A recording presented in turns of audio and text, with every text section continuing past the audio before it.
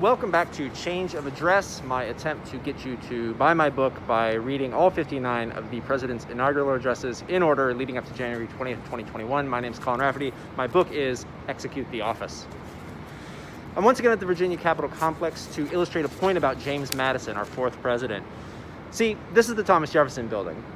Look at the glory. Friezes, reliefs, a statue of him. How noble. Meanwhile, here is the neighboring James Madison building. Now, it's taller, which is ironic, but is it a fitting tribute to the man who is the architect of the Constitution? Sure, Jefferson wrote the Declaration of Independence, but that's basically a breakup letter with Great Britain. Meanwhile, Madison designs how the government's supposed to work, which means the Electoral College is doing. So, Anyway, Madison's first inaugural address takes place in front of Congress on March 4th, 1809. Jefferson, following Washington's precedent, doesn't take a third term. Madison starts his speech kind of on a downer. He talks about party factions. He talks about how there's a war in Europe that's making them a little bit nervous before he moves on to the rest of his speech, which raises an interesting question for me, which is that the 60th inaugural address also will come at a time when, well, there are internal political factions dividing the country and there's international crises happening. Although France and England do seem to be behaving themselves these days. So it'll be interesting to see how Biden deals with that. Before that, though, James Madison's first inaugural address. Unwilling to depart from examples of the most revered authority, I avail myself of the occasion now presented to express the profound impression made on me by the call of my country to the station to the duties of which I am about to pledge myself by the most solemn of sanctions. So distinguished a mark of confidence proceeding from the deliberate and tranquil suffrage of a free and virtuous nation would under any circumstances have commanded my gratitude and devotion, as well as filled me with an awful sense of the trust to be assumed. Under the various circumstances which give peculiar solemnity to the existing period, I feel that both the honor and the responsibility allotted to me are inexpressibly enhanced. The present situation of the world is indeed without a parallel, and that of our own country full of difficulties. The pressure of these, too, is the more severely felt, because they have fallen upon us at a moment when the national prosperity being at a height not before attained, the contrast resulting from the change has been rendered the more striking. Under the benign influence of our republican institutions and the maintenance of peace with all nations, whilst so many of them were engaged in bloody and wasteful wars, the fruits of a just policy were enjoyed in an unrivaled growth of our faculties and resources. Proofs of this were seen in the improvements of agriculture, in the successful enterprises of commerce, in the progress of manufactures and useful arts, in the increase of the public revenue and the use made of it in reducing the public debt, and in the valuable works and establishments everywhere multiplying over the face of our land.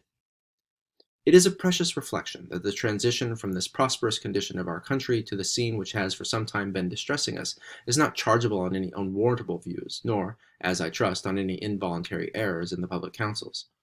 Indulging no passions which trespass on the rights or the repose of other nations, it has been the true glory of the United States to cultivate peace by observing justice, and to entitle themselves to the respect of the nations at war by fulfilling their neutral obligations with the most scrupulous impartiality. If there be candor in the world, the truth of these assertions will not be questioned. Posterity, at least, will do justice to them. The unexceptionable course could not avail against the injustice and violence of the belligerent powers. In their rage against each other, or impelled by more direct motives, principles of retaliation have been introduced equally contrary to universal reason and acknowledged law. How long their arbitrary edicts will be continued in spite of the demonstrations that not even a pretext for them has been given by the United States, and of the fair and liberal attempt to induce a revocation of them, cannot be anticipated. Assuring myself that under every vicissitude, the determined spirit and united counsels of the nation will be safeguards to its honor and its essential interests, I repair to the post assigned me with no other discouragement than what springs from my own inadequacy to its high duties. If I do not sink under the weight of this deep conviction, it is because I find some support in a consciousness of the purposes and a confidence in the principles which I bring with me into this arduous service. To cherish peace and friendly intercourse with all nations having correspondent dispositions. To maintain sincere neutrality towards belligerent nations. To prefer in all cases amicable discussion and reasonable accommodation of differences to a decision of them by an appeal to arms. To exclude foreign intrigues and foreign partialities, so degrading to all countries and so baneful to free ones. To foster a spirit of independence too just to invade the rights of others, too proud to surrender our own, too liberal to indulge unworthy prejudices ourselves, and too elevated not to look down upon them in others.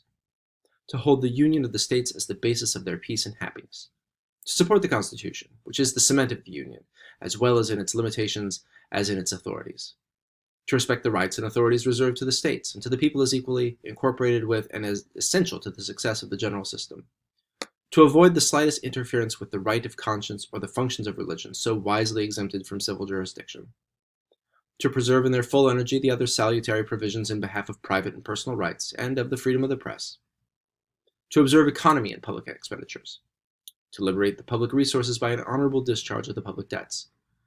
To keep within the requisite limits a standing military force, always remembering that an armed and trained militia is the firmest bulwark of republics, that without standing armies their liberty can never be in danger, nor with large ones safe.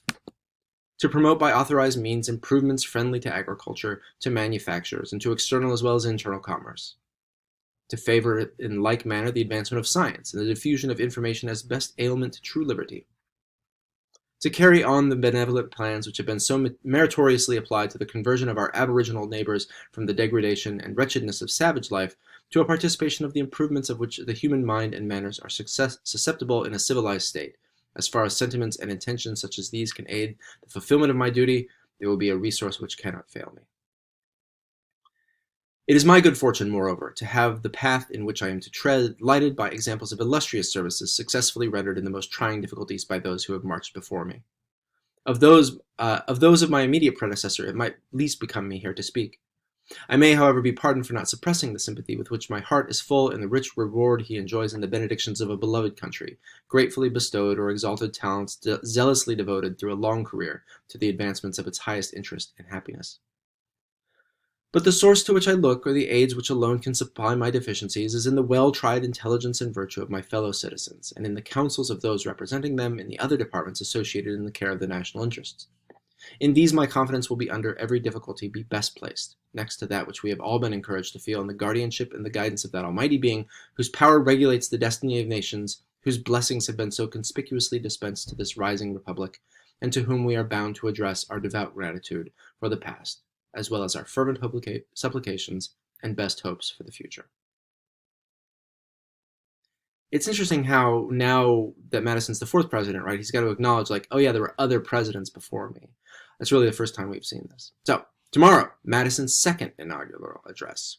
Thanks for tuning in. Don't forget to subscribe. Feel free to comment if you like. Link to buy the book below. See you tomorrow.